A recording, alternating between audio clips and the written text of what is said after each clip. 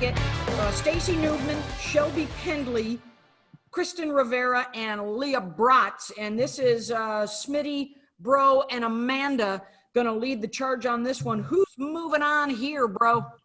Yeah, for me, I'm going to go with the Newman first. I think what was so impressive to me looking at Stacy Newman's stats, and this was kind of fun for me because I really didn't get to see her play or don't have much experience getting to watch her, but was how many records she broke in her career. UCLA records, national records, and then she would beat them her following year. So she set a bunch of records in UCLA her freshman year, and then boom, the next year she broke them all.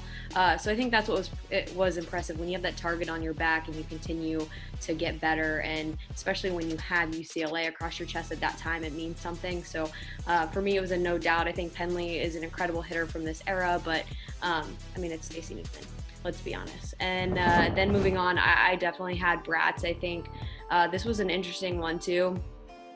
Both Rivera and Bratz were four-time All-Americans, both catchers, both Pac-12 Players of the Year. So it was kind of like an interesting one, but I finally gave some love to like an Arizona Wildcat. So definitely went with Bratz on that one.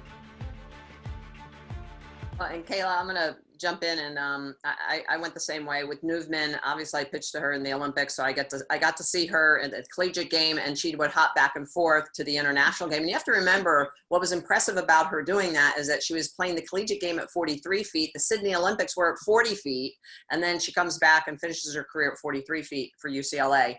90 home runs, a career batting average of 466. That is number 7 all time. So we're not just talking about her ability to hit the long ball, which is obviously what this is all about, the greatest slugger, but she was a slugger with an elite, highly elite batting average, which is just impressive. And then we've talked about being a catcher as well. She wasn't just a defensive catcher. She was a very offensive minded catcher, but very good behind the dish. And so that's why I went with her. Pendley, of course, was very strong for Oklahoma. We got to watch her in quite a few World Series and see what she did. But again, you're going up against Stacy Newman.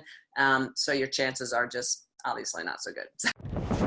The numbers alone scared me of the players that I didn't get to see play in person or I didn't play against. So when I'm looking at Stacy Newman's numbers and then also Bratz's numbers, like I must be like a sweating episode for me. I literally start to sweat thinking about having to face them. Newman hit 90 home runs, and Jess was talking about OPS earlier.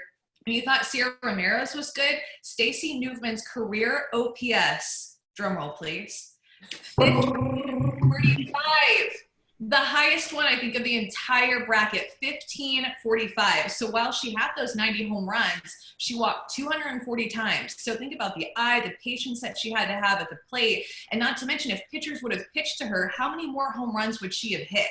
So I moved on. Stacy Newman, Michelle, you said it too, 466 career average, just out of this world.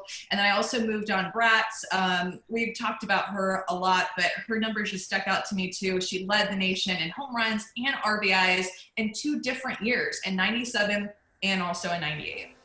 Newman wins 8-0, and Bratz advances 6-2. So there we are. We are down to the quarterfinals. 8 sluggers remaining.